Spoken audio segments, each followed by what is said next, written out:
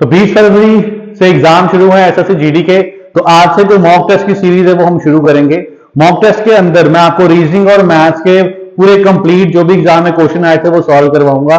इससे दो चीजें होंगी, पहली चीज तो आपको एग्जाम का आइडिया होगा एग्जाम में क्वेश्चन कैसे पूछे जाते हैं, और दूसरा आपको उसकी अप्रोच पता चलेगी कि कैसे हम उसको अप्रोच करें कि जल्दी से जल्दी हम टाइम के अंदर उन क्वेश्चन को सॉल्व कर सकें।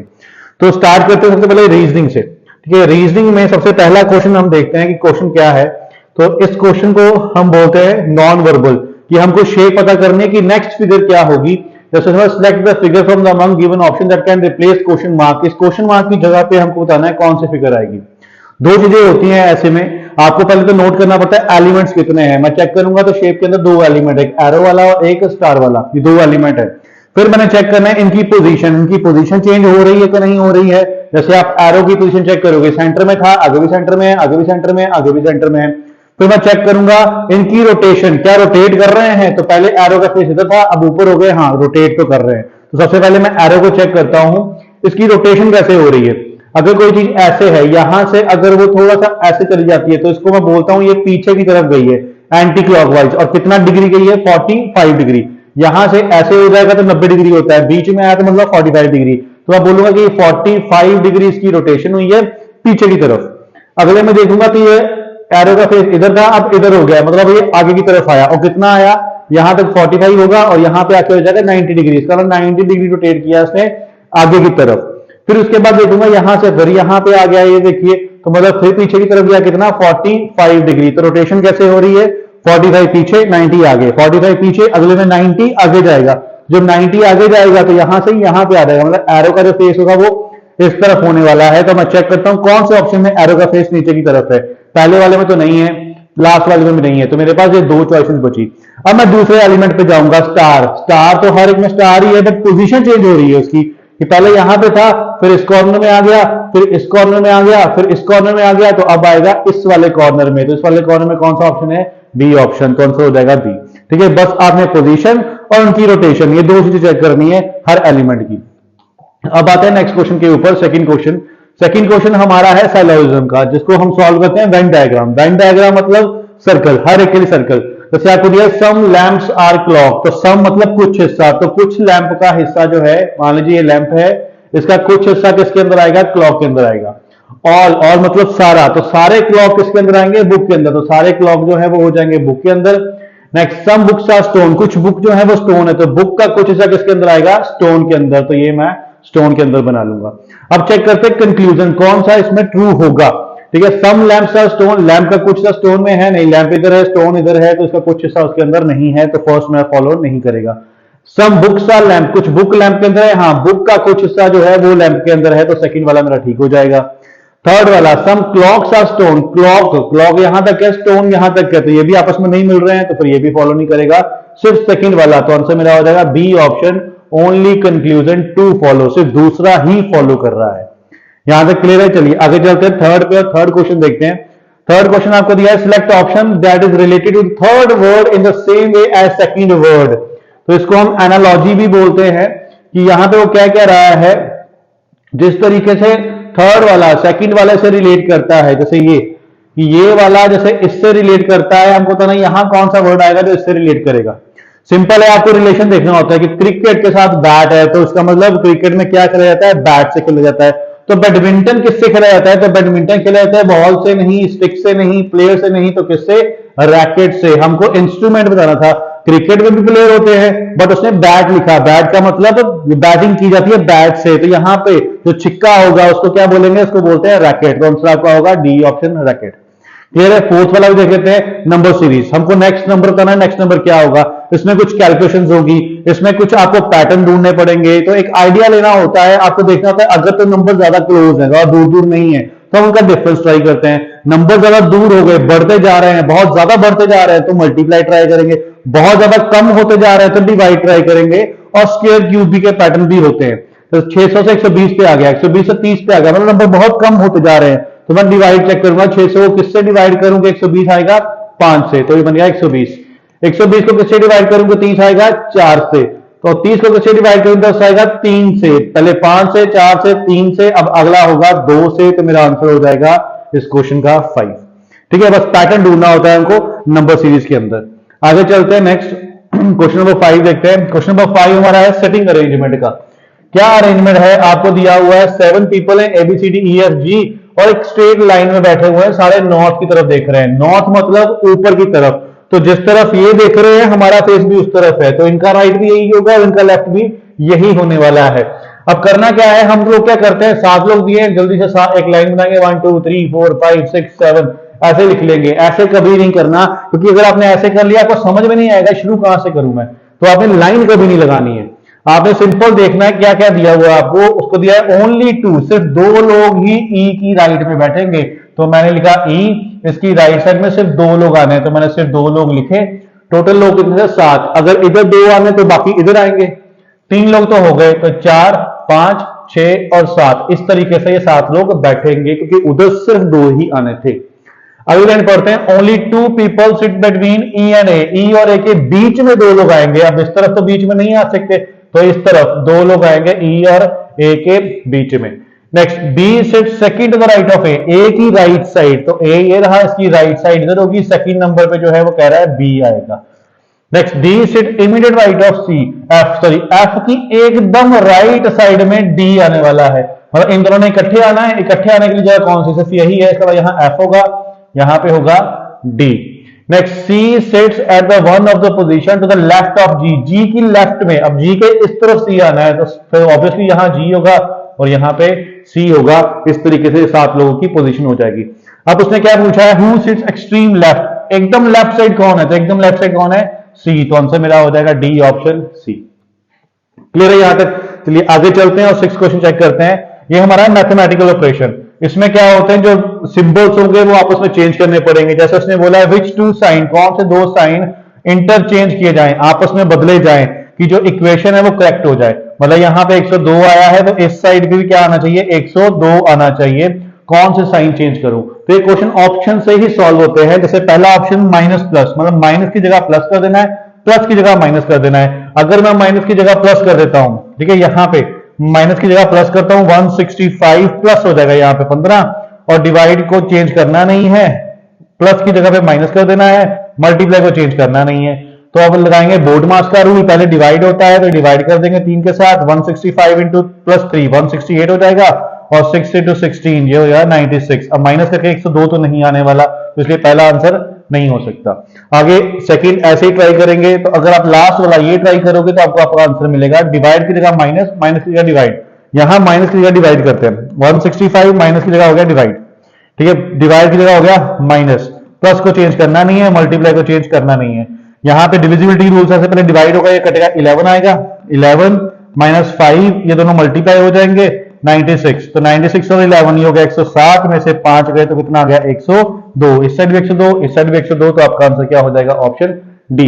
ये होता है मैथमेटिकल ऑपरेशन, जो 2 साइन आपको ऑप्शन में दिए उन्हीं को आपस में चेंज करना है, बाकियों को नहीं करना। प्लस की जगह मल्टीप्लाई तो प्लस की जगह मल्टीप्लाई, मल्टीप्लाई की जगह प्लस, इन दोनों को कुछ नहीं करना हमें, ठीक है, फिर दोनों साइड बराबर होनी चाहिए।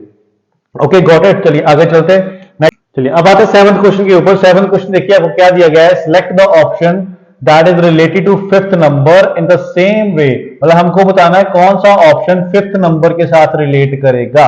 मतलब 5th नंबर कौन सा है यहाँ पे, ये कौन सा नंबर इसके साथ रिलेट करेगा। जैसे कि सेकंड नंबर 4 से कर रहा है, मतलब 76 और 16 का रिलेशन है, ठीक है। जैसे कि 4th नंबर 3rd से कर रहा है, 4th नंबर 3rd के साथ, मतलब 56 और 12 का। अब हमको बताना है ये 21 का क्या बनेगा आगे।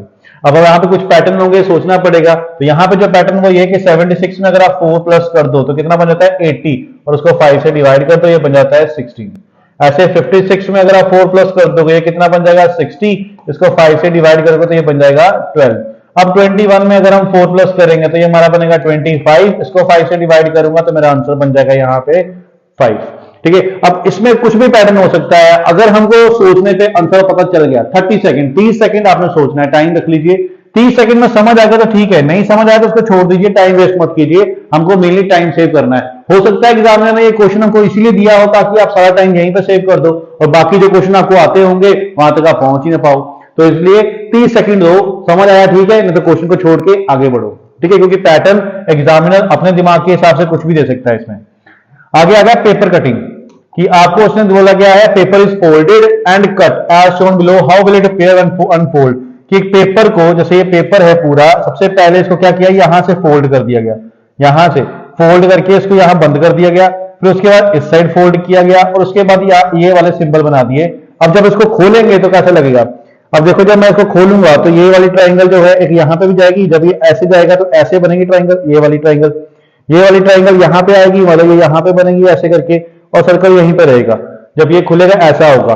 उसके बाद जब ये इधर जाएगा, ठीक है, इसको और खोलूंगा तो फिर यहां पे भी सेम होगा, ये जब खुलेगा तो यहां पे ट्राइंगल बनेगी ऐसे वाली, ठीक है, ये खुलेगा तो ये वाली चीज उधर चली जाएगी कि यहाँ पे ट्राइंगल होगा, ये सर्कल होगा, सेम यहाँ पे होगा, ठीक है। जब ये खुलेगा तो ट्राइंगल यहाँ पे आ जाएगी मेरी, ये सर्कल आ जाएगा और ये वाली ट्राइंगल मेरी इस साइड रहेगी। तो ऐसा कुछ बनने वाली है। अब मैं चेक करता हूँ ये कहाँ पे बनता है, कौन से ऑप्शन में है। तो मेरे को जहां पे ऑप्शन दिए होंगे ऊपर वहां पे चेक करना पड़ेगा। ये देखिए कौन से ऑप्शन में है ये मेरा बड़ा ट्राइंगल उल्टी होनी चाहिए, ट्राइंगल उल्टी यहीं पे है, ये सिर्फ, और कहीं भी उल्टी ट्राइंगल नहीं है, तो आंसर हो जाएगा मेरा सी, ठीक है। क्योंकि जब ये उल्टा होकर यहां जाएगा तो ट्राइंगल भी उल्टी हो जाएगी, ठीक है। तो इसको बोलते हैं पेपर कटिंग, कि पेपर कट करके फोल्ड किया, जब खोलेंगे तो कैसा लगेगा। उसके बाद आते हैं 9th क्वेश्चन के ऊपर, और 9th क्वेश्चन देखते हैं क्या कह रहा है हमको। Select the option figure that is embedded, embedded का मतलब जिसके अंदर छुपी हुई है। हमको बताना है इस फिगर के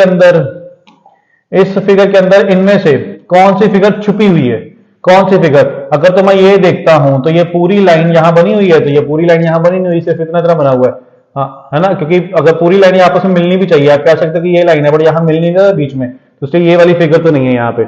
उसके बाद क्या ये वाली फिगर है यहाँ पे, ये वाली फिगर नहीं, ये वाली फिगर भी नहीं है, ये वाली फिगर है यहाँ पे, हाँ ये वाली फिगर है। तो हमारा आंसर सी हो जाएगा। क्यों? क्योंकि ये वाली जो शेप है ना, ये वाली, इसको उसने टेढ़ा करके दिखा दिया हमको, कि इसको जो है ऐसे रोटेट करके दिखा दिया है, तो इसका मतलब ये वाली शेप इसके अंदर है।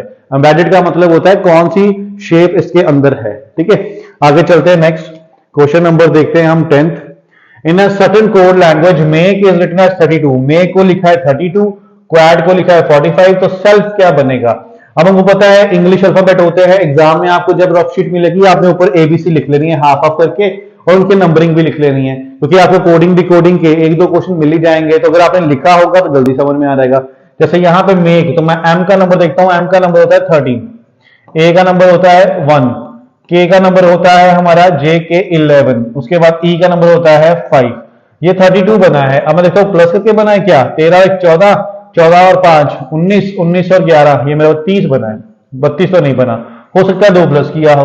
अब क्वाड का भी चेक कर लेता हूं। अगर मैं क्वाड चेक करूंगा तो क्यू का नंबर जो होता है आपका पी क्यू, ठीक है, पी क्यू आपका 17 नंबर पे होता है। उसके बाद यू आपका जो है 21 नंबर पे होता है, ए जो है वो 1 नंबर पे होता है, और डी जो है 4 नंबर पे होता है। इनको प्लस करते हैं 5 26 26 और 7, 26 और 17 43, यस। तो इसमें भी 2 प्लस हुए, इसमें भी 2 प्लस हुए हैं, तो फिर इसका मतलब जो सेल्फ बनेगा उसमें भी 2 प्लस होंगे। एस का नंबर जो होता है 19, ठीक है, ई का नंबर होता है 5, एल का नंबर होता है 12 और एफ का नंबर होता है 6। प्लस करते हैं 6 18 18 5 23 23 और 32 42, इसमें 2 प्लस करूंगा तो मेरा आंसर बनेगा 44, आंसर हो जाएगा डी ऑप्शन। क्लियर है? बस आपको नंबरिंग देखनी होती है, हर लेटर की 2 नंबर होती हैं, कि ए स्टार्टिंग से काउंट करूंगा एम को, एबीसी से 13 बनेगा, लेकिन एंड से काउंट करूंगा अगर जेड वाई से, तो फिर ये मेरा नंबर 14 बनेगा। तो अगर 13 से बात नहीं बन रही तो फिर मैं दूसरा नंबर सोचूंगा, ठीक है। हर लेटर की 2 नंबर होती है, एक स्टार्टिंग से एक एंड से। क्लियर? चलिए आगे चलते हैं नेक्स्ट। चलिए नेक्स्ट क्वेश्चन हमारा लेटर सीरीज का है। लेटर सीरीज में अगर आपने एबीसी लिखी होगी जल्दी समझ में आ जाएगा, ठीक है, वहां लिखी होगी जल्दी समझ में आ जाएगा। यहाँ पे हमेशा फर्स्ट का फर्स्ट के साथ लिंक होता है, सेकंड का सेकंड के साथ होता है, थर्ड का थर्ड के साथ रिलेशन होता है, इसी तरीके से होता है। अगर जेड जी से मैं जेड पे चेक करूंगा तो जेड का नंबर मेरा 26 होता है और इसका नंबर मेरा होता है 7, ठीक है, इस तरीके से होता है। अब उसके बाद अगर मैं काउंट करूं जेड से एस, तो जेड जो है वो मेरा होता है 26 और एस मेरा होता है 19। उसके बाद टी से हो गया एम, टी का नंबर होता है 20 और एम का नंबर होता है 13। अगर आप नोट करोगे यहाँ पे 26 में 7 माइनस किया 19 आया, 20 में 7 माइनस किया 13 आया, तो यहां भी 7 माइनस करेंगे तो 26 आएगा। कैसे? पीछे की तरफ, जैसे देखिए A B C D E F G, तो ये यहां से 7 पीछे जाऊंगा, 1 2 3 4 5 6, 7 नंबर पे फिर क्या आ जाएगा, जेड आ जाएगा। तो इसका मतलब 7 माइनस हुए हैं। अब इसमें 7 माइनस कीजिए, एल का नंबर होता है आपका जेकेएल 12, तो 12 में 7 माइनस करूंगा तो 5, 5 नंबर पे क्या आता है, ई आता है, तो ई वाला मेरा ऑप्शन होगा, ये आंसर होगा नहीं, ये आंसर होगा नहीं, ये दो बचे। ठीक है, अब मेरे को पता है ये एक्स एक्स दोनों में सेम है, तो ये मैं निकालने की जरूरत नहीं है। आर और पी यहां अलग है, तो वाई को चेक करता हूं, वाई का जो नंबर होता है वो होता है 25, 5 चेक करूंगा 20 नंबर पे क्या आता है, 20 नंबर पे आता है मेरा टी, सो 7 कम करना है ना, 7 कम करेंगे तो 25 में अगर मैं 7 कम करूंगा तो 18, तो 18 नंबर पे क्या आता है, 18 नंबर पे आता है आर, तो आंसर मेरा आर वाला हो जाएगा, ई एक्स आर। क्लियर है, 7 7 माइनस किए हुए हैं। तो चलिए नेक्स्ट क्वेश्चन, फिर कोडिंग डिकोडिंग का आ गया यहाँ पे, तो कोडिंग डिकोडिंग देखो तीसरा क्वेश्चन बन गया ये। तो जब 3 क्वेश्चन आगे कोडिंग डिकोडिंग से ही आ रहे हैं तो आप ऊपर एबीसी जरूर लिख के रखिएगा, बहुत इंपॉर्टेंट हो जाएगा, लिखा होगा जल्दी समझ में आ जाएगा। अब यहां तक अगर आप चेक करोगे तो ये एक वर्ड दिया है, इसका ये कोड दिया है, ये वर्ड दिया है, इसका ये कोड दिया है, हमको इसका बताना है इसका क्या होगा। ठीक है, अब यहाँ पे बी से बना जे, आप रिलेशन ढूंढोगे, लेकिन यहाँ पे एक हिंट मिल जाता है यार कि अगर बी से जे बना होता तो फिर यहां भी तो बी से जे ही बनता, बट यहां तो पी बना है। ठीक है, जैसे भी आप सोचोगे आपको रिलेशन नहीं समझ में आने वाला, और रिलेशन ना समझ में आने का एक ही कारण हो सकता है कि इस जो बी का रिलेशन है ये जे के साथ है ही नहीं है, किसी और लेटर के साथ है। ऐसे केस में आगे करना है आपने, अगली और पिछली और सामने वाली 3 चीजें सोचनी होती हैं। सबसे पहले मैं बी के आगे सोचूंगा, बी के आगे क्या आएगा, बी के आगे आता है सी, क्या यहाँ सी है, हाँ सी तो है। आर क्या क्या आता है, आर क्या कहता है, पी क्यू आर एस, तो यहाँ क्या एस है, हाँ एस भी है। उसके बाद आई क्या क्या आता है, जी एच आई जे आता है, तो यहाँ जे है, हाँ ये है। तो क्या किया उसने, पहले 3 लेटर को +1 किया, बट बाद में उसको उल्टा करके लिख दिया, जे एस सी, जे एस और सी करके लिख दिया। अब मैं यही से पहले मैं अपना आंसर चेक करता हूं, मेरे को आंसर मिलता है कि बी के आगे क्या आता है, सी आता है, यू के आगे क्या आता है, टी यू वी आता है, डी के आगे क्या आता है, ई आता है। इसको उल्टा करूंगा तो ईवीसी, क्या ईवीसी से मेरे को आंसर मिलता है, दो ऑप्शन है ईवीसी ईवीसी, मतलब ये तो कैंसिल हो गए। अब मेरे को चेक करना पड़ेगा बाकी के भी। अगर मैं जी से बी चेक करता हूं ना, जी के आगे क्या आता है, जी एच आता है, बट यहां तो एच है ही नहीं है, तो इसका मतलब इसको आगे तो नहीं किया। फिर पीछे करके देखता हूं, जी के पीछे क्या आता है, एफ आता है, बट यहां तो एफ भी नहीं है, तो फिर क्या करना है, इसको आप एक और लेटर छोड़, जी लिखो, जी एच आई। ठीक है, यहां पे क्या किया, आई है, इसका मतलब जी का उसने आई बना दिया। यहां पे H, H P Q R T U क्या आता है, ABC F G H I और जे, तो उसने क्या किया, एच का बना दिया जे, मतलब एक एक लेटर छोड़े हैं उसने। और टी के बाद यू आता है और वी आता है, तो टी का बना दिया उसने वी, तो वी जे आई ये कर दिया। यहां पे जी, जी के बाद मैंने एक छोड़ना है, जी एच और आई बनेगा इसका। ठीक है, ई के बाद एफ छोड़ देना है, ई एफ जी बनेगा इसका, और टी के बाद यू छोड़ देना है और वी बनेगा, तो वी जी आई ये मेरा होगा, जिसमें लिखा है वी जी आई, ये लिखा हुआ वी जी आई, तो आंसर हो जाएगा मेरा डी ऑप्शन। अगर आपको रिलेशन नहीं समझ में आ रहा, उसका एक ही कारण हो सकता है कि फर्स्ट वाले का लिंक फर्स्ट वाले के साथ नहीं है, तो उसने क्या किया है, +1 करके उल्टा कर दिया, अगले में +2 करके उल्टा कर दिया। ठीक है, इसलिए समझ में नहीं आ रहा था। चलिए आगे चलते हैं और नेक्स्ट देखते हैं क्वेश्चन नंबर 13। ठीक है, तो ये क्वेश्चन नंबर 13 है, थोड़ा सा ब्लर है, कोई बात नहीं, मैं बोल देता हूं। Select the option that is related to third word, जो थर्ड वर्ड से रिलेट करेगा, in same way as second word related to first word, जैसे सेकंड वर्ड फर्स्ट से रिलेट करता है। यहां उसने लिखा है जैसे फास्ट का बन गया स्लो, तो अब का क्या बनेगा, इजी है, ऑपोजिट लिखा हुआ है, तो अब का क्या बनेगा, अब का बनेगा डाउन, तो आंसर मेरा हो जाएगा बी। ठीक है, एंटोनिम्स लिखे हुए हैं, उल्टा लिखा हुआ है। आगे चलते हैं, नेक्स्ट देखते हैं। Next, which option represent the correct order of a given word as the English alphabet, order बताना है इंग्लिश अल्फाबेट का, डिक्शनरी में कौन सा वर्ड पहले मिलेगा। ठीक है, in the dictionary, appear in the dictionary. ठीक है, ऑप्शन रिप्रेजेंट ऑर्डर फर्स्ट, अब देखिए यहां तक लेटर सेम है वो छोड़ दीजिए, एल एल एल हर एक में है मैं छोड़ दूंगा, उसके बाद ए हर एक में है वो भी मैं छोड़ दूंगा, यहां पे S T R M D, तो पहले क्या मिलेगा, इंग्लिश अल्फाबेट से डी मिलेगा, इसका मतलब पहला नंबर 5 होने वाला है, हर ऑप्शन में 5 है। डी के बाद मेरे को क्या मिलेगा, डी के बाद यहां पे मिलेगा मेरे को एम, इसका मतलब 5 के बाद 4 आने वाला है, तो ये दो ऑप्शन मेरे कैंसिल हो गए। कहां तक सेम है, 3 1 3 तक, फोर्थ वाला अलग है ना, फोर्थ वाला ढूंढता हूं, मतलब 5 के बाद ये एम वाला आ गया, एम के बाद कौन सा आएगा, आर वाला, मतलब 3 नंबर आएगा, उसके बाद कौन सा आएगा, एस वाला, तो 1 आएगा, और फिर टी, तो 5 4 3 1 2 आंसर हो जाएगा मेरा ए ऑप्शन। डिक्शनरी में, डिक्शनरी वाइज जैसे जो वर्ड पहले मिलेंगे वो जहां तक लेटर सेम है वो छोड़ दीजिए, उसके बाद लिख लीजिए एबीसी में कौन सा आपको पहले मिलता है। ठीक है, पहले डी मिलेगा, फिर एम मिलेगा, फिर आर मिलेगा, फिर एस मिलेगा, फिर टी मिलेगा। चलिए आगे चलते हैं, नेक्स्ट देखिए एक और हमारा जो है कोडिंग डिकोडिंग से एक और क्वेश्चन, 4 क्वेश्चन हो गए कोडिंग डिकोडिंग से। तो कोडिंग डिकोडिंग अच्छे से पढ़िए। अब आपको दिया यहाँ पे कौन सा लेटर आएगा, सेम यहाँ पे फर्स्ट का फर्स्ट के साथ लिंक होगा, पी क्यू आर, मतलब ये एक पीछे है -1 क्योंकि क्यू के बाद आर आता है, पी क्यू आर, फिर ये फिर -1 क्योंकि पी के बाद क्यू आता है, फिर ओ MNOP, फिर -1। अब ओ के पीछे क्या आता है, ओ के पीछे आता है एन, तो स्टार्ट होगा मेरा एन से, तो एन वाला एक ही ऑप्शन है, तो सीधा मेरा आंसर हो गया, बाकी करने की मेरे को जरूरत नहीं पड़ी। ठीक है, चलिए आगे चलते हैं। ये हमारा आ गया क्वेश्चन किसका, मिरर इमेज का। देखिए क्वेश्चन में क्या बोला है उसने, 1 सेकेंड इसको थोड़ा ऊपर कर लेता हूं मैं, ये कर लेता हूं। ठीक है, यहां पे आप पढ़िएगा, देखिए क्या बोला है उसने। देखिए मिरर इमेज, आपको बताना है मिरर में कैसा दिखेगा। मिरर में हमको पता है चीजें राइट से लेफ्ट हो जाती हैं। अगर ई इस साइड है तो अब जो है ई मेरा किस साइड चला जाएगा, इस साइड, और ये उल्टा भी हो जाएगा। अगर ये इधर को है तो ये अब बन जाएगा इस साइड। चेक कर लेता हूं कौन से ऑप्शन में है, पहले वाले में है, दूसरे वाले में नहीं है, तीसरे वाले, चलो पहला आंसर हो गया, बाकी हमको निकालने की जरूरत ही नहीं पड़ी। ठीक है, मिरर इमेज में चीजें इधर से उधर चली जाती है। और आपको ये भी देखना होता है मिरर रखा कहां पे है। ये देखो यहाँ पे बताया होता है मिरर कहां पे रखा है, राइट साइड में, मतलब इस साइड पे मिरर है। अगर इस साइड पे मिरर है तो चीजें इधर से उधर चली जाएंगी और इधर से उधर चली जाएंगी, है ना। अगर वो बोलता है मिरर ऊपर है, तो अगर मिरर ऊपर होता तो फिर फर्क पड़ जाता, तो ये ऊपर वाली चीजें नीचे आ जाती, नीचे वाली चीजें ऊपर चली जाती। ठीक है, ध्यान रखना मिरर कहां पे रखा हुआ है। चलिए आगे चलते हैं 17 क्वेश्चन के ऊपर। 17 क्वेश्चन में आपको दिया which two numbers should be interchange, फिर वही मैथमेटिकल ऑपरेशन, कौन से। अब ध्यान रखना, कई बार वो बोलता है साइन चेंज करो, कई बार बोलता है नंबर चेंज करो। यहां से नंबर बोला है, कौन से नंबर चेंज करें हम आपस के अंदर। इक्वेशन नॉट डिजिट, डिजिट का मतलब क्या है, 2 5 नहीं, पूरा पूरा नंबर। ठीक है, जैसे पहला ऑप्शन 15 और 25, मतलब 15 की जगह 25 लिखना है, 25 की जगह 15 लिखना है, तो 540 प्लस 225 डिवाइडेड बाय 15 की जगह 25 लिखना है, 25 की जगह 15 लिखना है। तो क्या ये मेरी वैल्यू सॉल्व होके 415 बनती है, मेरे को वो देखना है।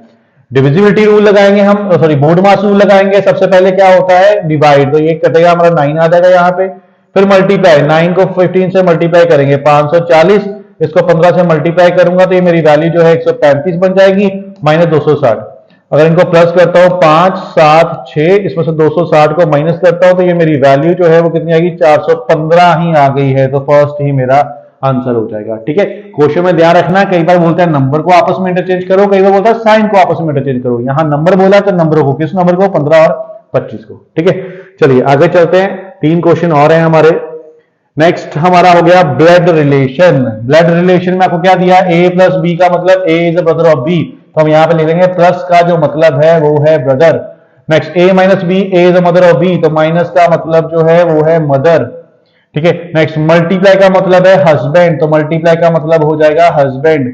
डिवाइड का मतलब है सिस्टर, तो डिवाइड का मतलब हो गया सिस्टर। ठीक है, ये सब दिया है हमको। अब यहां पे एट द रेट भी दिया है, एट मतलब है सन, तो एट द रेट का मीनिंग हो गया सन। अब क्वेश्चन पे आते हैं, J at the rate, at the rate मतलब सन, मतलब जे सन है के का, तो जो सन होगा वो मेल होगा, मेल को स्क्वायर में लिखेंगे। किसका सन है, के का सन है, तो इसलिए के नीचे आएगा। मल्टीप्लाई का मतलब क्या है, हस्बैंड, के हस्बैंड है, हस्बैंड है तो मेल है, किसका हस्बैंड है, एल का हस्बैंड है, तो एल होगी इसकी वाइफ, इसका मतलब ये दोनों इसके मदर फादर है। माइनस, माइनस का मतलब है मदर, तो एल जो है वो मदर है एम की, जे की भी मदर है, एम की भी मदर है, इसका मतलब एम जो है इसका ब्रदर होगा या फिर सिस्टर होगी। डिवाइड का मतलब है सिस्टर, तो एम जो है वो सिस्टर है, किसकी सिस्टर है, एन की सिस्टर है। अब एन क्या है हमको पता नहीं है, वो ब्रदर है या सिस्टर है। क्वेश्चन में क्या पूछा है, how is J related to N, J क्या लगता है एन का, तो जे क्या लगता है एन का, जे उसका भाई लगता है, ब्रदर, तो आंसर हो जाएगा बी। अगर वो आपसे पूछता है एन क्या लगता है जे का, वो हमको नहीं पता, ये सिस्टर भी हो सकती थी और ये ब्रदर भी हो सकता था। ठीक है, तो सिंपल सा टेबल बना के हमने क्वेश्चन को सॉल्व कर लिया। चलिए आगे चलते हैं, next number series. Number series में देखो, पहला नंबर है 176, 326, 526, 776, 1426, 1826। हमको बताना है यहां पे क्या आएगा। ठीक है, अब यहां पे कुछ नंबर जो है 326, 176, 526, तो ये स्क्वायर के आसपास कहीं लग रहे हैं मेरे को। डिफरेंस ट्राई करते हैं, इन दोनों के बीच का डिफरेंस जो आएगा 6 में 6 का 0, 12 में 7 के 5, 150 होगा। इन दोनों के बीच का डिफरेंस 6 में से 6 का 0, 2 में से 2 के 0, 200 का। इन दोनों के बीच का डिफरेंस 0, 250 तो इजी हो गया, 150, 200, 250 तो अगला क्या होगा 300, इसमें 300 प्लस कर दीजिए 1076, ये मेरा आंसर हो जाएगा सी ऑप्शन 1076। इजी था, डिफरेंस लिया तो मेरे को लगा नंबर पास पास ही है, जो पास पास है मैंने डिफरेंस ट्राई कर लिया, डिफरेंस से सॉल्व हो गया ये। ठीक है, आगे चलते हैं, लास्ट क्वेश्चन देखते हैं, रीजनिंग का आखिरी क्वेश्चन क्या है। तो रीजनिंग का लास्ट क्वेश्चन है 7 people sitting arrangement L M N O P Q R are sitting in a row facing north। तो सेम जैसे हम देख रहे हैं वैसे ये दिख रहा है। ठीक है, अब आपको दिया R and P sitting ends of the row, R और P जो है ठीक है वो रो के एंड में बैठे हुए हैं, थोड़ा छोटा कर लेते हैं इसको, चलिए। अब आपको दिया हुआ है R और P जो है वो एंड में बैठे हुए हैं, अब एंड ये भी हो सकता है और एंड ये भी हो सकता है, तो मैं मान लेता हूं R इधर है P इधर है, या फिर हो सकता है P इधर हो R इधर हो, तो मैंने दोनों केस ले लिए। ठीक है, और टोटल लोग कितने थे 7, तो बीच में 1 2 3 4 5, 1 2 3 4 और 5, टोटल 7 लोग हैं। अब आगे उसने बोला आर एंड बी हो गया, M is sitting immediate right of P, P की एकदम राइट साइड, अगर ये बनाऊंगा तो राइट साइड कोई है ही नहीं, ये वाला गलत है, ये वाला ठीक है, तो एन इसकी एकदम राइट में है, मतलब एन ने यहां पे आना है। Okay, next M is sitting third left of R, M जो है आर की लेफ्ट साइड में थर्ड नंबर पे, तो 1 2 3, तो यहां पे एम है आर की लेफ्ट साइड में थर्ड। ठीक है, ये भी हो गया। Next O is sitting immediate right of M, M की एकदम राइट में हुआ है, एम की एकदम राइट साइड, यहां पे कौन है ओ है। L is sitting between N and M, N और एम के बीच में एल है, एन और एम के बीच में एल है, एक बंदा बचा वो कौन सा है, L M N O P Q बचा, तो यहां पे हो जाएगा क्यू। क्वेश्चन में क्या पूछा है, who is sitting immediate left of R, R की एकदम लेफ्ट में कौन है, तो आर की एकदम लेफ्ट में कौन है क्यू, तो आंसर हो जाएगा मेरा क्यू।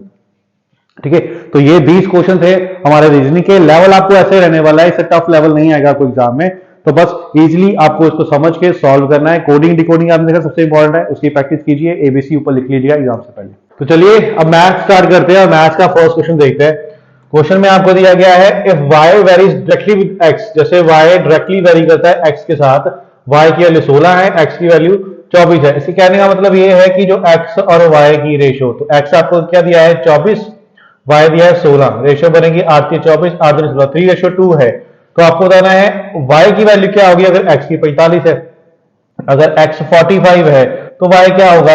अब देखिए 3 से 45 बन गया, तो किससे मल्टीप्लाई किया होगा 15 से, तो इसको भी 15 से कर दीजिए, तो आपका आंसर आ जाएगा 30, इसका मतलब ये होगा 30, सी ऑप्शन। ठीक है, तो चलिए अगला क्वेश्चन हमारा कंपाउंड इंटरेस्ट का है। कंपाउंड इंटरेस्ट में दिया है what is the rate of interest compound interest, sum become, अगर सम इतना बन जाता है 3 साल में, अब कोई मनी इतनी बन जाती है इतने साल में, उसका एक सिंपल सा शॉर्टकट होता है रेट निकालने का, वो फॉर्मूला होता है 100 ब्रैकेट में m की पावर 1/t-1। ठीक है, यहाँ पे 100 आपको दे दिया, m क्या होता है जितना गुना हो गया, कितना गुना हो गया 64/27 गुना हो गया, t आपको दिया हुआ है कितना है 3-1। ठीक है, अब ऊपर 3 है तो मेरे को देखना 64 जो है वो किसकी पावर 3 है 4 की, 27 किसकी पावर 3 है 3 की, तो 4/3 का अगर मैं क्यूब कर दूं और ऊपर 1/3 है तो ये 3 दिन कट जाएगा।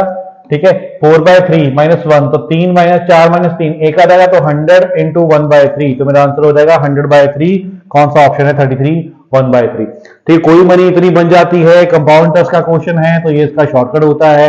अगर सिंपल इंटरेस्ट का है तो उसका भी शॉर्टकट होता है, बट सिंपल इंटरेस्ट का क्वेश्चन है नहीं, ये कंपाउंड इंटरेस्ट का है।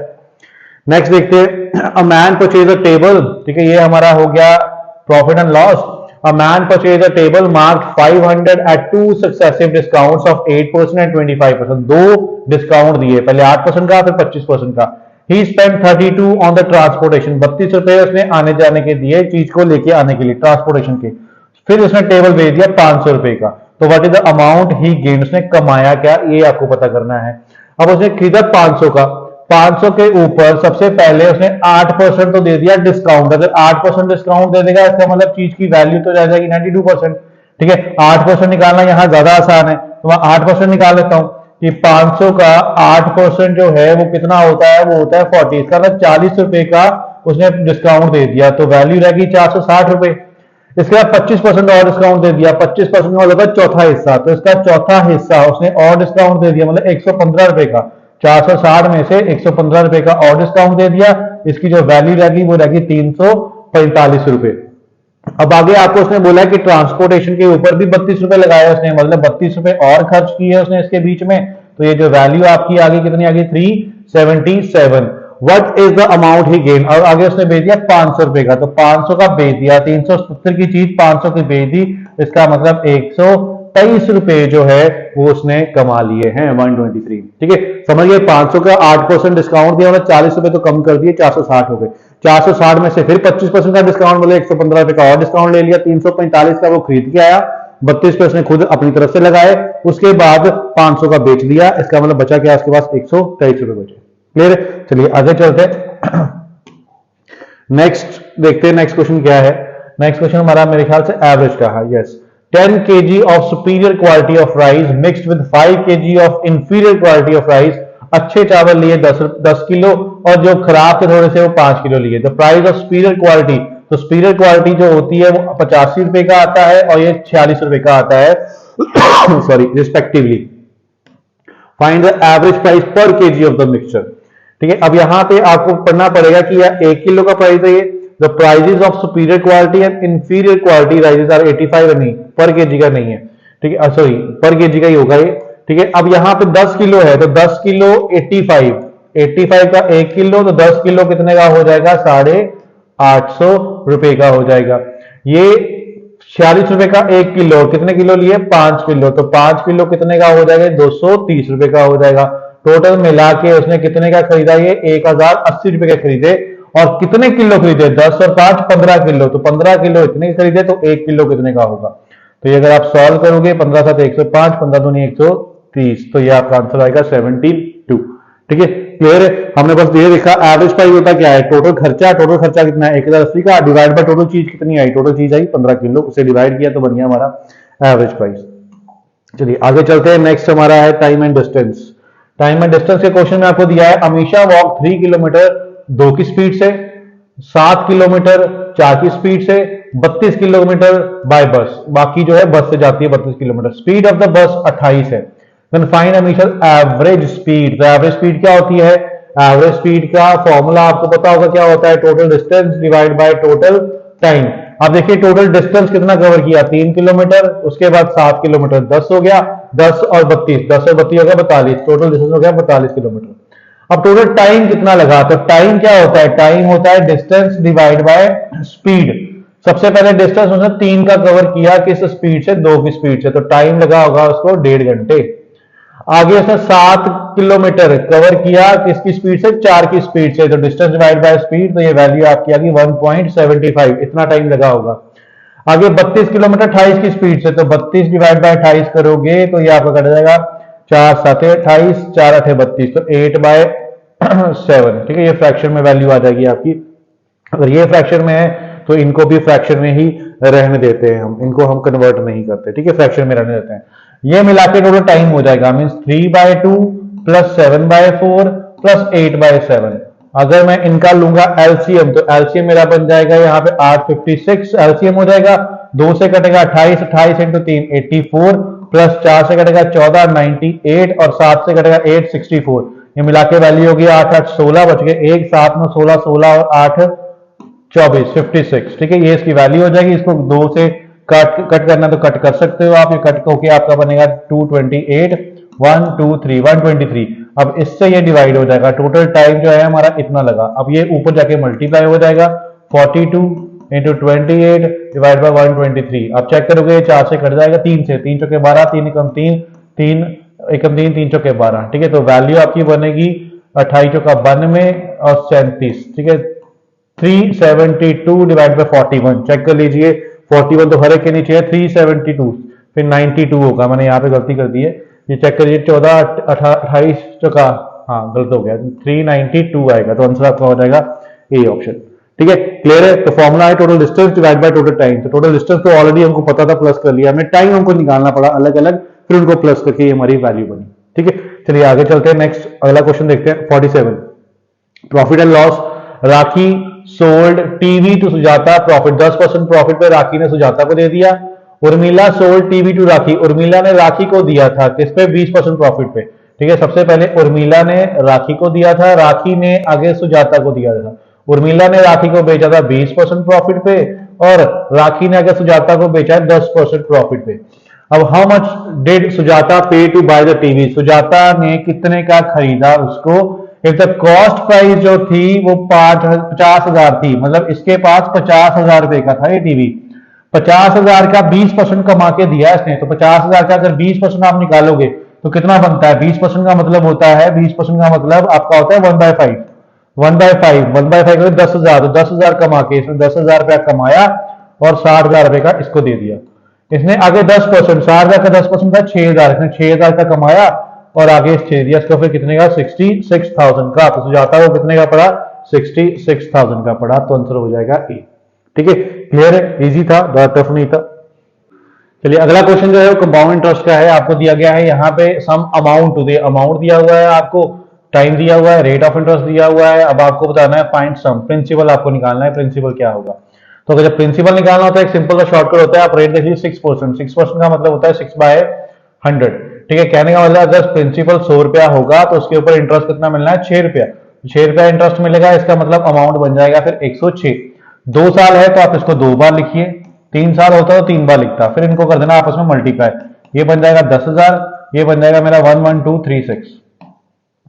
ठीक है, ये सब करने के बाद अब आपको देखना आपको गिवन क्या है? अमाउंट। अगर अमाउंट गिवन है तो आपने अमाउंट को अमाउंट से ही डिवाइड करना है, 11236, और प्रिंसिपल से इसको मल्टीप्लाई कर देना है, जो चीज गिवन है उसको उसी से डिवाइड करना है। ठीक है, अगर आप ये सॉल्व करोगे तो आप देख लेना क्या आपका आंसर बनता है, कुछ आपका 6408 के आसपास आंसर बन जाएगा, कैलकुलेशन करके देख लेना आप जो भी डिवाइड करोगे इसको। ठीक है, तो इस तरीके से निकालना है बस आपको कि 6% 6/100, 100 रुपए के ऊपर 6 मिलेगा तो 106 बन जाएगा, 2 साल तो 2 बार लिख लिया, मल्टीप्लाई के ये बन गया।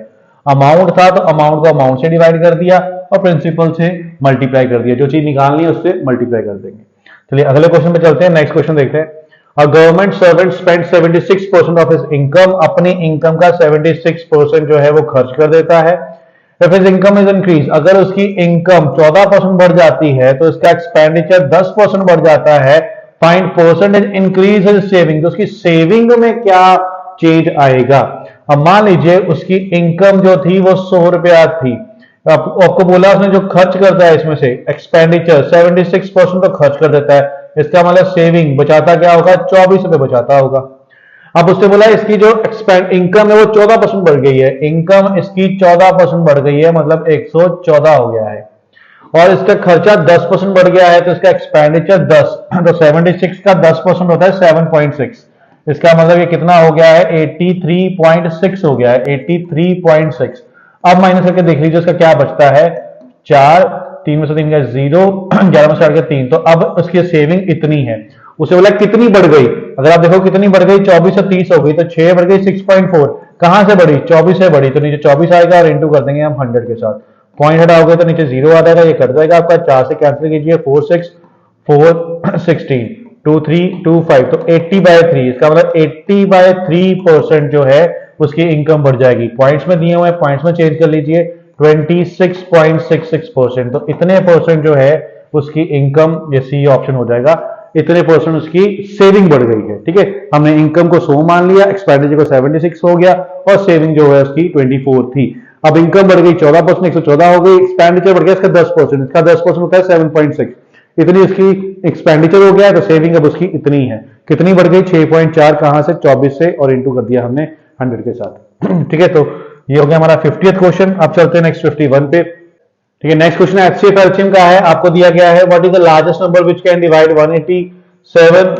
233 270 सेम रिमाइंडर। तो जब सेम रिमाइंडर बोलता है तो आपने करना है इन दोनों का डिफरेंस लेना है, 187 को माइनस करना है 233 में से, ये वैल्यू आपकी आएगी 46, फिर इसमें से ये माइनस करना है 279 में से आपने माइनस करना है 233, ये भी वैल्यू आपकी आएगी 46, फिर तीसरा इसमें से ये माइनस करना है 279 में से माइनस करना है 187, ये वैल्यू आपकी 92 आएगी। अब यहाँ पे देखिए लार्जेस्ट, जब लार्जेस्ट होता है इसका मतलब होता है एचसीएफ, जब आपको स्मॉलेस्ट लिखा होता है तो वो होता है एलसीएम। यहाँ पे लार्जेस्ट का इनका आपने एचसीएफ लेना है, हाईएस्ट कॉमन फैक्टर, कौन सा नंबर है जो तीनों को कैंसिल करेगा, वो नंबर है 46, तो एचसीएफ हो जाएगा 46, तो मेरा आंसर भी यहाँ पे क्या हो जाएगा? 46। तो जब भी सेम रिमाइंडर लिखा होगा डिफरेंस लेना है आपने तीनों का आपस में, जो चीज बचेगी लार्जेस्ट है तो आपने उनका एचसीएफ लेना है, हाईएस्ट। ठीक है, लार्जेस्ट। उसके बाद आगे चलते हैं, 2 ट्रेन ऑफ लेंथ, ट्रेन वाला क्वेश्चन है जिनकी लेंथ इतनी दी है, ऑपोजिट डायरेक्शन में चलते हैं, ईच अदर इतने टाइम में क्रॉस कर लेते हैं। What is the approximate combined speed, speed पता करनी है मेरे को। पता है जब दो ट्रेनों वाला क्वेश्चन होता है तो डिस्टेंस क्या होता है, डिस्टेंस होता है दोनों की लेंथ प्लस हो जाती है, दोनों की प्लस करूंगा तो मेरी वैल्यू बन जाएगी 257.5 प्लस 272.5 प्लस करके वैल्यू आएगी 0, 12 और 1 13 और ये 530। ये हो गया डिस्टेंस। टाइम मेरे को ऑलरेडी दिया हुआ है 15.9 सेकेंड। उसने बोला है स्पीड बताओ, तो speed distance divide by time. ठीक है, पॉइंट हटाऊंगा तो ये ऊपर चला जाएगा 0। अब ये कैंसिल कर लीजिए, किससे 3 से कर लेते हैं, 3 से तो कटने नहीं वाला। ये आपको कुछ अप्रोक्सीमेट पूछा हुआ है, अप्रोक्सीमेट क्या होगा, तो अप्रोक्सीमेट अगर आप इसको निकालते हो तो ये आपका जाएगा 4 से तो जाएगा नहीं, 3 से, 3 के आसपास आपका आंसर आएगा। 3 वाला तो आंसर नहीं, पर आर, किलोमीटर पर आर में पूछा है उसने, पर आर तो उसको चेंज करना पड़ेगा। ये हमारा मीटर में था तो ये मीटर पर सेकंड आया है, तो मीटर पर सेकंड को किलोमीटर पर आर बना तो 18/9 से उसको करना पड़ता है मल्टीप्लाई। ठीक है, जब 18/9 से करोगे, अब इसकी वैल्यू जो है ये हमारे 3 से कर जाएगी, 3 पर 15, 3 3 9, 3 6 18 सॉरी 18/5 से करना होता है। ठीक है, 9 बोल दिया मैंने, 18/5। उसके बाद ये आपका आएगा 36, नेक्स्ट ये 53 से 53 कट जाएगा 100 और ये इधर कट जाएगा 20, तो 20 वैल्यू बची हमारी, तो आंसर हमारा हो जाएगा 20 ये 6 बचा हुआ है, 20 इंटू 6 तो ये आपका आएगा 120। ठीक है, 120। समझ गया कि ये मीटर पर सेकंड में आया था, किलोमीटर पर आना तो 18/5 से इसको मल्टीप्लाई करना पड़ेगा। जब 18/5 से मल्टीप्लाई सॉल्व करोगे तो आपका आंसर बन जाता है 120 किलोमीटर पर आवर। ठीक है, चलिए आगे चलते हैं नेक्स्ट 53 क्वेश्चन पे। 20% discount on VIP bags, VIP bags के ऊपर 20% का डिस्काउंट है। अनुपम ने बॉट किया bag, he also got an additional 8% discount for paying cash. उसने कैश पेमेंट की जिसके कारण 8% और डिस्काउंट मिल गया। अब पैसे उसने पे किए 2208। Then what was the price tag on the bag, तो उसके ऊपर एमआरपी जो है वो कितना लिखा हुआ था, मेरे को नहीं पता, मैंने मान लिया एक्स लिखा हुआ था एमआरपी। सबसे पहले 20% डिस्काउंट मिला, अगर 20% डिस्काउंट मिला इसका मतलब मेरे को चीज मिली 80% की, 8% और मिल गया, 8% और मिल गया तो मेरे को चीज मिली 92% की। ठीक है, परसेंटेज हमेशा 100 में से माइनस करना होता है। हम क्या करते हैं जल्दी जल्दी में, इसके ऊपर 8% मिला तो 80 में 8 माइनस कर देते हैं, नहीं 100 में ही 8 माइनस हो गए। ठीक है, 92 इज इक्वल टू, अब इसकी वैल्यू रह गई है 2208। इसको आप सॉल्व करिए, इसको सॉल्व करेंगे 2 4 2 5 4 से कैंसिल कर लीजिए 4 5 4 5 4 2, फिर 2 से कर लीजिए 246 250, 2 से कर लीजिए 223, इधर 2 से करेंगे 2 2 2 7 2 6। अब 23 से करिए इसको, 23 से कम 23 23 गुना 46, तो 12 5 60, 60 इंटू 5 तो ये आपकी वैल्यू आ जाएगी 3000। इसका मतलब एमआरपी कितना था, 3000 रुपए था, 3000। Got it. चलिए आगे चलते हैं क्वेश्चन नंबर 54 के ऊपर। वीडियो को ज्यादा लंबा नहीं करते, जल्दी जल्दी क्वेश्चन को सॉल्व करते हैं। A seller mark the price, में मार्क किया प्राइस 25% ज्यादा, ही अलाउ फिर डिस्काउंट भी दे दिया 42%, तो उसका लॉस परसेंटेज क्या होगा, वैल्यू बढ़ा के फिर कम कर दी, मतलब पूछ रहा है 2% को मिला के एक सिंगल परसेंटेज क्या बनेगी, तो उसका सिंपल सा शॉर्टकट फॉर्मूला होता है, A plus B plus A B by 100। यहाँ पे ए क्या होता है, पहली परसेंटेज ये बढ़ गई है तो प्लस में 25, दूसरी परसेंटेज 42 उसने डिस्काउंट कम किया तो माइनस 42, एक प्लस एक माइनस तो यहां माइनस आ जाएगा 25 इंटू 42 डिवाइड बाय 100। इसको सॉल्व करोगे 25 चौका 100, 2 दूनी 4 2 21, तो ये वैल्यू माइनस होके आपकी आएगी माइनस का 17, यहाँ पे माइनस डिवाइड करोगे 10.5 तो ये आपका बन गया माइनस 27.5, माइनस का मतलब लॉस कितना 27.5% का लॉस। ठीक है, क्लियर है, वैल्यू बढ़ा के फिर कम कर दी, दोनों को मिला के क्या होगा, उसके लिए शॉर्टकट फॉर्मूला होता है हमारा। नेक्स्ट आगे चलते हैं। The value of motor bike depreciation, value कम हो गई, कितनी कम हो गई, 10% कम हो रही है हर साल मोटरसाइकिल की। What will be the value the motor bike after 36 month, 36 month का मतलब हो गया 3 साल, तो पूछा 3 साल के बाद उसकी वैल्यू क्या होगी। इफ करंट वैल्यू उसकी कितनी है 1 लाख, अगर आज 1 लाख है, वो कह रहा है अगले साल क्या हो जाएगी 10% कम हो जाएगी, इसका मतलब इसकी वैल्यू 90% रह जाएगी सिर्फ। अगले साल फिर 10% कम होगी, मतलब फिर 90% आ जाएगी, अगले साल फिर 10% कम होगी तो 90 रह जाएगी। 3 साल बोला तो 3 बार मल्टीप्लाई कर दिया, 2 0 कैंसिल, 2 0 कैंसिल, 2 0 और कैंसिल, तो 9 का क्यूब होता है 729, उसके साथ आएगी 2 0, तो 72,900 ये रह जाएगी मशीन सॉरी मोटर बाइक की वैल्यू। क्लियर है, चलिए आगे चलते हैं 56 क्वेश्चन के ऊपर। इफ थ्री सॉलिड स्फीयर दिए हैं आपको ऑफ मेटल्स हुज रेडियस दिया है 168 सेंटीमीटर, मेल्ट किया और एक सॉलिड स्फीयर बड़ा स्फीयर बनाया, then the surface area of new sphere is. तो पहले तो आपको पता होना चाहिए सरफेस एरिया क्या होता है, सॉरी स्फीयर क्या होता है। तो स्फीयर आपको पता है ये जो है ये होता है स्फीयर, ठीक है, बॉल की शेप में स्फीयर। स्फीयर का जो वॉल्यूम होता है, वॉल्यूम उसका फॉर्मूला क्या होता है, उसका वॉल्यूम होता है 4/3 पाई आर क्यूब। अगर ऐसे तीन स्फीयर है, इसको मेल्ट करके मैंने एक बड़ा स्फीयर बना दिया, ठीक है, ये बोल रहा है वो क्वेश्चन में कि बड़ा स्फीयर बना दिया इससे, तो मेरे को पता है ये स्फीयर के अंदर पहले जितनी क्वांटिटी मान लो पानी आता होगा तीनों को मिला के, अब उतना ही पानी इस बड़े वाले में आएगा, मतलब इन तीनों का जो मिला के वॉल्यूम बनेगा वो उस बड़े वाले वॉल्यूम के इक्वल बनेगा। तो मैंने वॉल्यूम बराबर करना है, ठीक है। तो यहाँ पे आर मेरे को दिया है 1, मतलब पहले वाले का होगा 4/3 पाई को पाई रहने देता हूं, आर की वैल्यू 1 का क्यूब। दूसरा वाला 4/3 पाई को पाई रहने देता हूं और दूसरा है 6 का क्यूब। उसके बाद 8 का क्यूब, 4/3 पाई आर 8 हो जाएगा 8 का क्यूब। तो इन तीनों को मिला के जो वॉल्यूम बनेगा वो बड़े वाले वॉल्यूम के इक्वल बनेगा। अब यहां से देख लेते क्या आता है हमारा, ये 1 का क्यूब 1 ही होगा, तो ये हमारा 4/3 पाई हो जाएगा, ठीक है। यहाँ पे 6 का क्यूब होता है 216 नीचे किससे डिवाइड हो रहा है 3 से, तो 3 से डिवाइड होगा तो ये मेरा आएगा 72। यहाँ 4 से मल्टीप्लाई हो रहा है तो 4 से मल्टीप्लाई करोगे तो मेरा बन जाएगा 4 दूनी 8, 4 सत्ते 28, 288 पाई, ठीक है, ये इसकी वैल्यू हो जाएगी। उसके बाद 4/3 8 का क्यूब होता है 512, तो 512 को 4 से मल्टीप्लाई करेंगे तो ये मेरा बन जाएगा 48, 2048 डिवाइड बाय नीचे 3 पाई। इन तीनों को मिला के जो है वो मेरा बनेगा बड़े वाले स्फीयर के वॉल्यूम के इक्वल। तो बड़े वाले स्फीयर का वॉल्यूम क्या हो जाएगा, अगर इन तीनों को मैं प्लस करता हूं, एलसीएम 3 आएगा, ये बनेगा 4, ये होगा 248 और इसको 3 से मल्टीप्लाई कर लीजिए, 4 प्लस इसको 3 से मल्टीप्लाई करता हूं, 3 8 24, बच गए 2 3 24 तो 26, बच गए 2 3 6 2 8, ठीक है, 864 और प्लस 2048, इनको प्लस करता हूं, 8 4 12 4 16, बच गए 1 5 6 11 9, 2916। इसका मतलब सबको मिला के जो वैल्यू बनेगी 2916 पाई डिवाइड बाय 3। तो ये बड़े वाले का वॉल्यूम 4/3 पाई आर, उसका मेरे को पता नहीं है आर क्या होगा, ठीक है, इसके इक्वल होगा। यहां से पाई और पाई कट जाएगा, 3 और 3 कट जाएगा, इसको 4 से कैंसिल कीजिए, 4 से 4 से 28 और 4 दूनी 8 4 729 का मतलब आर क्यूब की वैल्यू आई 729। 729 किसका क्यूब है 9 का, इसका मतलब आर की वैल्यू क्या आ गई 9। बड़े वाले का रेडियस आ गया 9। उसने बोला है आप उसको सरफेस एरिया पता कीजिए, उसका सरफेस एरिया क्या आएगा। तो सरफेस एरिया का जो फॉर्मूला होता है इसका वो आपका होता है 4 पाई आर स्क्वायर, ये फॉर्मूला होता है सरफेस एरिया का। तो 4 पाई की वैल्यू 22/7 और आर मैंने अभी निकाला है कितना है 9, तो ये बन जाएगा 9 का स्क्वायर। यहां ऑप्शन पाई में है तो पाई की वैल्यू मैं नहीं चेंज करता हूं, पाई को पाई रहने देता हूं, ठीक है।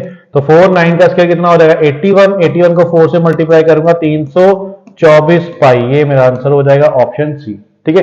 फॉर्मूले याद होने चाहिए, अगर आपको फॉर्मूले याद है तो कैलकुलेशन करके आप निकाल लोगे।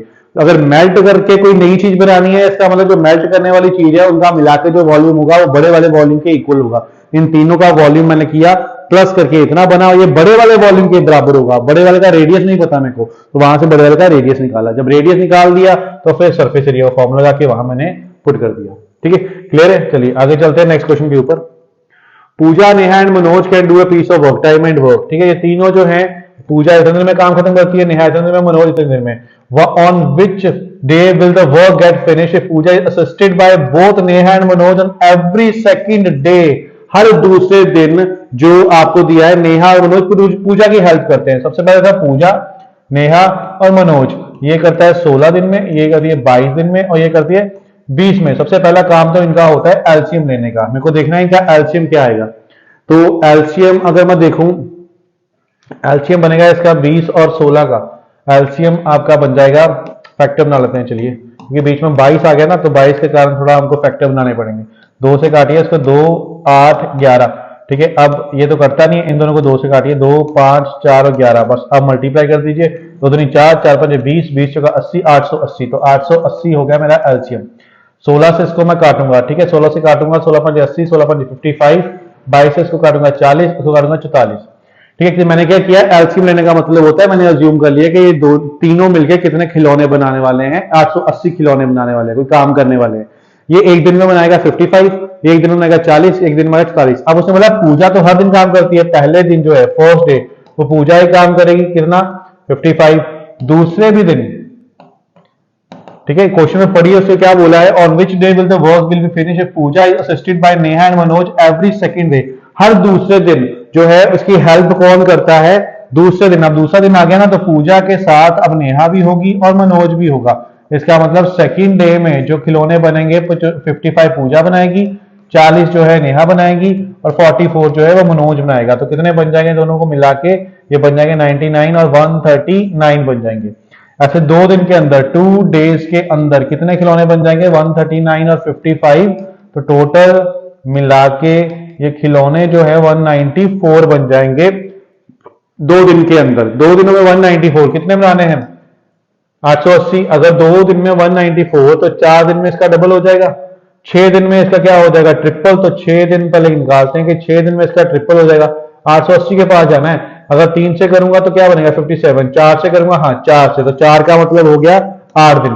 तो 8 दिन में इसको 4 से मल्टीप्लाई कीजिए, 4 चौके 16, 36 एक 37, 776 हो गया। ठीक है, अब 8 दिन हो गए। 9वें दिन में मेरे को पता है कौन बनाएगा, 9वें दिन में सिर्फ पूजा अकेली बनाएगी और कितने बनाएगी 55।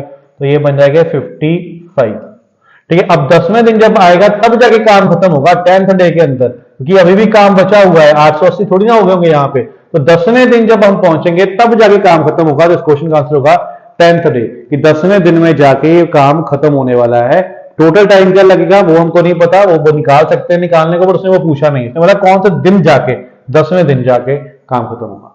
ठीक है, क्लियर है। तो टाइम एंड वर्क, आगे चलते हैं next. Final value of y, तो इक्वेशन दी है, y की वैल्यू निकालनी है, इजी है, बस बोर्ड मास का रूल लगाना है। आपको होता है सबसे पहले डिवाइड होता है, कट जाएगा यहाँ से, ये आएगा 18 कट के। ठीक है, फिर ये मल्टीप्लाई होगा, ये बन जाएगा 3y और ये 22। ठीक है, तो 18 plus 3y minus 22 is equal to 8। अब 22 में से 18 कहेंगे तो -4 आ जाएगा, तो -4 plus 3y is equal to 8। 4 जाके प्लस हो जाएगा, तो 3y इज इक्वल टू 8 और 4 12, तो 3 से कटेंगे तो y की वैल्यू हमारी क्या आ जाएगी, 4 आ जाएगी। Okay, got it. Next, the length of train is 150 metre. Train की लेंथ आपको दी है 3 सेकंड में। इट पासिस अ मैन, और मैन को पास करती है जिसकी स्पीड जो है 2 किलोमीटर की है मैन की। तो सेम डायरेक्शन में जा रहे हैं दोनों as the train. Determine the train speed. जब एक ट्रेन मैन को क्रॉस करती है उस केस में डिस्टेंस क्या होता है, मैन का तो अपना कोई डिस्टेंस नहीं है, जो ट्रेन की लेंथ होगी वही डिस्टेंस है। तो डिस्टेंस हमारा होगा 150 मीटर। स्पीड क्या होती है, जब दो चीजों की स्पीड होती है हमको देखना पड़ता है डायरेक्शन कौन सी है सेम। अगर सेम डायरेक्शन है स्पीड दोनों की माइनस होती है। आपको ट्रेन की स्पीड पता नहीं है, वो हो गई x, मैन की हमको पता है वो कितनी है 2। ठीक है, उसके बाद टाइम आपको दिया है, टाइम कितना लगता है 3 सेकेंड। अगर आप नोट करोगे ये 2 किसमें दिया हुआ है, किलोमीटर पर आवर में, ये मीटर है ये सेकंड है, तो किलोमीटर पर आवर को चेंज करना पड़ेगा मीटर पर सेकंड के अंदर। ठीक है, 5/18 से मल्टीप्लाई करके। अब मेरे को स्पीड निकालनी है तो मैं स्पीड का फॉर्मूला लगा दूंगा। स्पीड का फॉर्मूला होता है डिस्टेंस डिवाइड बाय टाइम। इस तरह स्पीड की वैल्यू लिख लीजिए, x माइनस 2, पहले मैं ये रेस कर देता हूं कि x माइनस 2 इंटू 5/18 था इज इक्वल टू डिस्टेंस 150 है डिवाइड बाय टाइम 3 है। ये कट के 50 आ जाएगा, ये इसके साथ कटेगा, ये 10 आ जाएगा, 10 18 से मल्टीप्लाई होगा तो x माइनस 2 की वैल्यू जो है 180 आ जाएगी। यदि जाके प्लस हो जाएगा तो x की वैल्यू जो है 182 आ जाएगी। इसका मतलब जो ट्रेन की स्पीड है वो कितनी है, 182 किलोमीटर पर आवर की है। ठीक है, तो यही हमारा आखिरी क्वेश्चन था। तो ये था हमारा आज का पहला मॉक टेस्ट एसएससी जीडी का। इससे आपको ये भी पता लगा कि आपके एग्जाम के लेवल के क्वेश्चन क्या होते हैं। मैथ्स का लेवल आप कह सकते हो थोड़ा सा टफ था 2022 के अंदर, बट रीजनिंग बहुत इजी थी। ठीक है, तो रीजनिंग करना आसान है। सबसे पहला काम जो आपने करना है एग्जाम के अंदर, आपने सॉल्व करना है अपना जो जीके। अगर हिंदी चूज की है तो हिंदी चूज करो, इंग्लिश है तो इंग्लिश चूज करो, फिर आपने आना रीजनिंग पे और लास्ट पे आना मैथ, क्योंकि मैथ के लिए हमने मैक्सिमम टाइम बचाना है, क्योंकि मैथ्स में कैलकुलेशन में टाइम लगता है।